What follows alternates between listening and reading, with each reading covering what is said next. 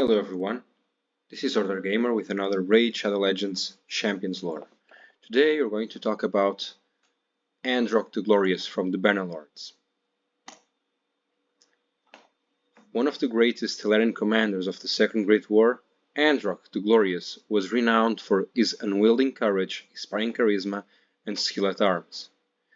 He ruled the conquest of Waringburg, an alliance of 5 walled cities situated in central Anhalt along the meanders of the Levstead River. Androc's story begins with his saving of the Kerok lion cub. The creature was abandoned and had a large thorn embedded deep into its paw. He removed the thorn and bore the mewling animal home, where he begged to be allowed to keep it. His father agreed only if Androc took complete responsibility for the lion, which the boy had named Kytheros. The cub and the boy grew up together, each fiercely loyal and protective over the other. Androc became tall and strong, his body and mind hardened by the ceaseless hunting needed to keep Kytheros fed, earning respect from his peers and tutors. His confidence grew, and he became popular. Bandits feared to trifle with the prince and lion when they toured the land, which the people loved. They marveled at such a strange and strong bond between the two. By the time the Second Great War began, Androc had earned his spurs and his first child had been born. He answered his father's call to arms, and Kytheros, full grown, was at his side. Androc achieved glory wherever he fought. At the Battle of the Farsin Pass, he led a charge of 3,000 knights into the rear of the host of the demon spawn Taresh, Eclixi. Kytheros kept the pace, and Androc barded steed, and together they slammed into the unprepared foe. Both saved each other's lives in the chaos. When the demon spawn threatened to hack into Androc's flank with an unsorceled axe, Kytheros ripped it apart. When some monster sought to leap upon the lion's back to slit its throat, Androc caved in its head with his mace. The battle was truly won by Kytheros, who ripped off Taresh's serpentine head with his enormous claws and then crushed it within his canines. Androc became renowned for his devotion to his soldiers and to Lumaia, and was loved by all who fought beside him, whether they be human or elf, or green. Perhaps Androc's greatest yet most tragic victory was at the ending of the Saltimore portal. There, wizards and shamans worked together to close the portal through which thousands of undead and demon spawn emerged. Amid thick marshes, warriors of Teleria fought the relentless onslaught.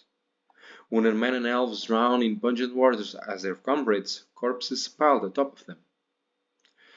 Ogrins sank to their necks in mud, their faces devoured by monsters while they were stuck. All cohesion among the forces of light broke down, but they fought on, knowing they had to buy time for the magic wielders. Androc and Kytheros were at the center, exhausted and caked with filth. Androc fought like a madman, swearing oaths to Lumaia and cursing as he drove shield and mace in the bodies and heads of his enemies. He was so consumed with fighting and surviving that he didn't see Kytheros being overwhelmed by undead horrors biting and tearing into his flesh.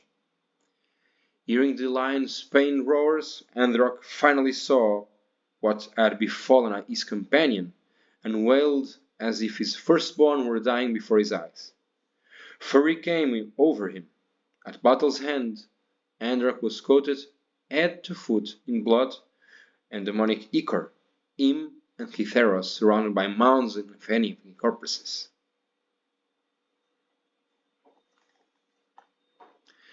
The Arbiter saw it all.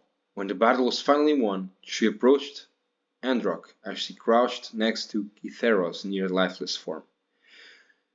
Face buried in the lion's gore's mated fur, she praised them for their courage and faith, and helped Androc carry his dying companion out of the swamp.